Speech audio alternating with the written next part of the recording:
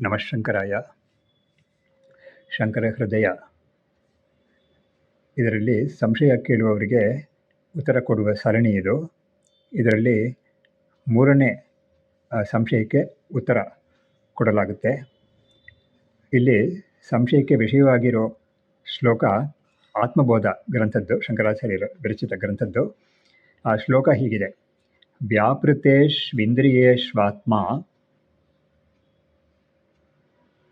ವ್ಯಾಪಾರೀವ ಅವಿವೇಕಿನಾಂ ದೃಶ್ಯತೆ ಅಭ್ರೇಷು ಧಾವತ್ಸು ಧಾವನ್ನಿವ ಯಥಾ ಶಶಿ.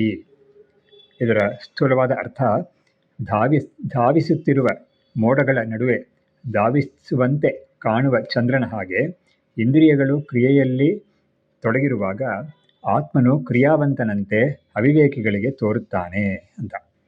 ಇದನ್ನು ಕೇಳಿ ಅಥವಾ ಓದಿ ತೇಜಸ್ಲಕ್ಷ್ಮಿ ಅನ್ನೋರು ಈ ಪ್ರಶ್ನೆಯನ್ನು ಕೇಳ್ತಾ ಇದ್ದಾರೆ. ಹಾಗಾದರೆ ಶರೀರದ ಎಲ್ಲ ಕಾರ್ಯಚಟುವಟಿಕೆಗಳಲ್ಲಿ ಆತ್ಮನ ಪಾತ್ರ ಸ್ವಲ್ಪವೂ ಇಲ್ಲವೇ? ಎಲ್ಲವನ್ನು ಇಂದ್ರಿಯಗಳು ತಮ್ಮಷ್ಟಕ್ಕೆ ತಾವೇ ಮಾಡುತ್ತವೆಯೋ ಅಂತ ತುಂಬ ಉತ್ತಮವಾದ ಪ್ರಶ್ನೆ ಇದು. ವೇದಾಂತ ಇದನ್ನು ತುಂಬ ಚೆನ್ನಾಗಿ ತಿಳಿ ಹೇಳುತ್ತೆ. ಶಂಕರಾಚಾರ್ಯರು ಅದನ್ನು ಹೇಳಿದ್ದಾರೆ ಈ ಶ್ಲೋಕದಲ್ಲಿ. ಇಲ್ಲಿ ಏನಾಗ್ತಾ ಇದೆ ಅಂದರೆ, ಇಂದ್ರಿಯಗಳು ಕೆಲಸ ಮಾಡುತ್ತೆ, ಖಂಡಿತ ವಿಷಯಗಳನ್ನ ನೋಡುತ್ತೆ, ಅದರಿಂದ ತಿಳ್ಕೊಳ್ಳುತ್ತೆ, ಎಲ್ಲ ಆಗುತ್ತೆ. ಆದರೆ ಇದು ಜಡವಾಗಿರುವ ಇಂದ್ರಿಯಗಳು ಹೇಗೆ ಈ ಚಟುವಟಿಕೆ ಮಾಡುತ್ತೆ ಅಂತ ಒಂದು ಪ್ರಶ್ನೆ ಬರ್ತಾ ಇದೆ. ಅದಕ್ಕೆ ಉಪನಿಷತ್ತು ಹೇಳುವ ಉತ್ತರ ಏನು ಅಂತ ಹೇಳಿದ್ರೆ, ನಮ್ಮ ಅಂತಃಕರಣದಲ್ಲಿ ಶರೀರ, ಮನಸ್ಸು ಇತ್ಯಾದಿ ಇರುವ ಒಂದು, ನಾವು ಬಾಡಿ ಮೈಂಡ್ ಕಾಂಪ್ಲೆಕ್ಸ್ ಅಂತ ಏನು ಹೇಳ್ತೀವೋ, ನಮ್ಮಲ್ಲಿ ಒಂದು ಅಂತಃಕರಣ ಅಂತ ಒಂದಿದೆ, ಅದೇ ಮನಸ್ಸು ಅಂತ ಹೇಳ್ತೀವಲ್ಲ ಅದು. ಅಲ್ಲಿ ಆತ್ಮನ ಚೈತನ್ಯದ ಒಂದು ಪ್ರತಿಫಲನ ಇದೆ, ಅಂದರೆ ರಿಫ್ಲೆಕ್ಟೆಡ್ ಕಾನ್ಷಿಯಸ್ನೆಸ್ ಅಂತ ಹೇಳ್ತೀವಿ. ಹಾಗಾಗಿ ಆ ರಿಫ್ಲೆಕ್ಟೆಡ್ ಕಾನ್ಷಿಯಸ್ನೆಸ್ ನಮ್ಮ ಅಂತಃಕರಣದಲ್ಲಿ ಇರೋದ್ರಿಂದ ಆ ರಿಫ್ಲೆಕ್ಟೆಡ್ ಕಾನ್ಷಿಯಸ್ನೆಸ್ ಸಂಬಂಧಪಟ್ಟ ಮನಸ್ಸು ಅಥವಾ ಆ ಪ್ರತಿಫಲನೆ ಆಗಿರೋ ಮನಸ್ಸಿಗೆ ಒಂದು ಚೈತನ್ಯ ಬಂದ ಹಾಗೆ ಕಾಣಿಸುತ್ತೆ. ನಿಜವಾಗ್ಲೂ ಚೈತನ್ಯ ಇಲ್ಲ, ಯಾಕಂದರೆ ಮನಸ್ಸು ಕೂಡ ಜಡನೆ. ಆದರೆ ಅದಕ್ಕೆ ಈ ಆತ್ಮನ ಒಂದು ಪ್ರತಿಫಲನೆ ಅಲ್ಲಿ ಬರ್ತಾ ಇರೋದ್ರಿಂದ ಅದು ಕೂಡ ಅಂತಃಕರಣವೂ ಕೂಡ ಚೇತನವಂತವಾಗಿ ಕಾಣಿಸುತ್ತೆ ಅಷ್ಟೇ.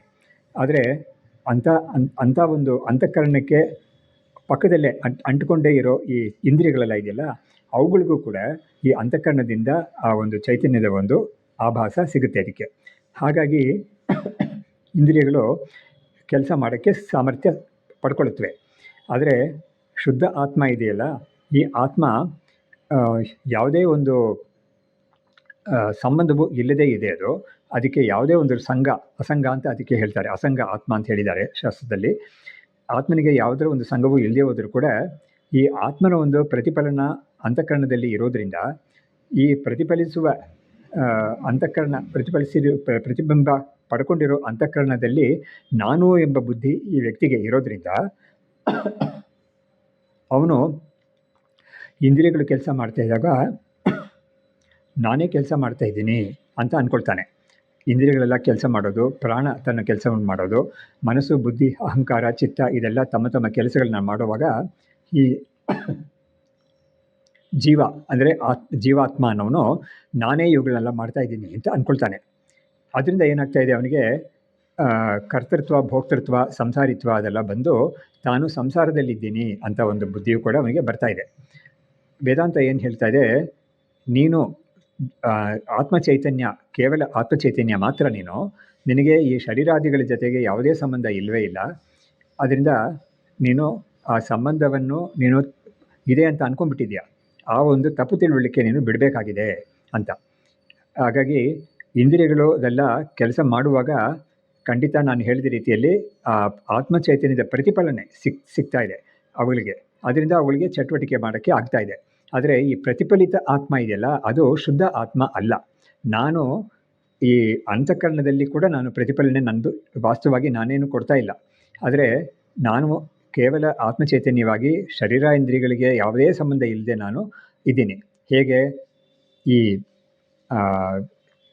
ಚಂದ್ರ ಅನ್ನೋದು ಈ ಆಕಾಶದಲ್ಲಿ ಕಾಣುವ ಮೋಡಗಳಿಗೆ ಯಾವುದೇ ಸಂಬಂಧವಿಲ್ಲದೆ ಅದು ತಾನಾಗೇ ಮಾತ್ರ ಇದೆಯೋ, ಆದರೆ ಮೋಡಗಳು ಮಾತ್ರ ಗಾಳಿಯಿಂದ ಒಂದು ಕಡೆಯಿಂದ ಇನ್ನೊಂದು ಕಡೆಗೆ ಅದು ಚಲಿಸುತ್ತವೆ.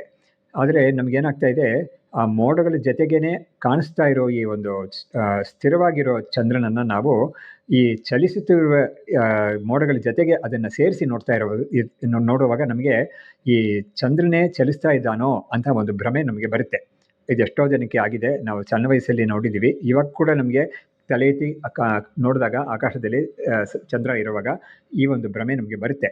ಆದರೆ ನಮಗೆ ತಿಳುವಳಿಕೆ ಏನಿದೆ ಅಂತ ಹೇಳಿದ್ರೆ, ಚಂದ್ರ ಚಲಿಸ್ತಾ ಇಲ್ಲ, ಮೋಡ ಮಾತ್ರ ಚಲಿಸ್ತಾ ಇದೆ ಅಂತ. ಅದೇ ಥರ ಇಲ್ಲೂ ಕೂಡ ಆತ್ಮ ಚಲಿಸ್ತಾ ಇಲ್ಲ, ಆತ್ಮ ಯಾವುದೇ ಚಟುವಟಿಕೆಯಲ್ಲಿ ಅದು ಪಾಲ್ಗೊಳ್ತಾ ಇಲ್ಲ. ಆದರೆ ಈ ಒಂದು ಇಂದ್ರಿಯಗಳೆಲ್ಲ ಈ ಪ್ರತಿಫಲಿತ ಚೈತನ್ಯದ ಒಂದು ಸಹಾಯದಿಂದ ಈ ಕೆಲಸವನ್ನು ಮಾಡ್ತಾ ಇದೆ. ಆದರೆ ಪ್ರತಿಫಲಿತ ಚೈತನ್ಯ ಅನ್ನೋದು ರಿಫ್ಲೆಕ್ಟೆಡ್ ಕಾನ್ಷಿಯಸ್ನೆಸ್ ಅಂತ ಯಾವುದನ್ನು ಹೇಳಿದೆವೋ ಅದು ಒರಿಜಿನಲ್ ಕಾನ್ಷಿಯಸ್ನೆಸ್ ಅಲ್ಲ. ಹೇಗೆ ನಮಗೆ ಕನ್ನಡಿಯಲ್ಲಿ ನಮ್ಮ ರಿಫ್ಲೆಕ್ಷನ್ ಕಾಣುತ್ತೆ, ಕನ್ನಡಿ ಮುಂದೆ ನಿಂತ್ಕೊಂಡ್ರೆ ನಾವು ಕಾಣಿಸ್ಕೊಳ್ತೀವಿ ಅದರಲ್ಲಿ. ಆದರೆ ಖಂಡಿತ ನಾವು ಅದಲ್ವೇ ಅಲ್ಲ. ಹಾಗಾಗಿ ಒಂದು ವೇಳೆ ಕನ್ನಡಿಯಲ್ಲಿ ಬಿರುಕು ಬಿಟ್ಟಿದೆ ಅಥವಾ ಕನ್ನಡಿ ಈ ಕಡೆಯಿಂದ ಆ ಕಡೆ ತಗೊಂಡೋಗ್ಬಿಟ್ರು ಅಂತ ಹೇಳಿದ್ರೆ, ಈ ಕನ್ನಡಿಯಲ್ಲಿ ಕಾಣಿಸ್ತಾ ಇದ್ದ ಒಂದು ಪ್ರತಿಬಿಂಬದಲ್ಲಿ ಕೂಡ ಬಿರುಕು ಬಿಟ್ಟಾಗಿ ಕಾಣಿಸ್ಕೊಳ್ಳುತ್ತೆ ಅದು. ಆದರೆ ನಮ್ಮಲ್ಲಿ ಏನು ಬಿರುಕೆ ನಮ್ಮಲ್ಲಿ ಇಲ್ಲ.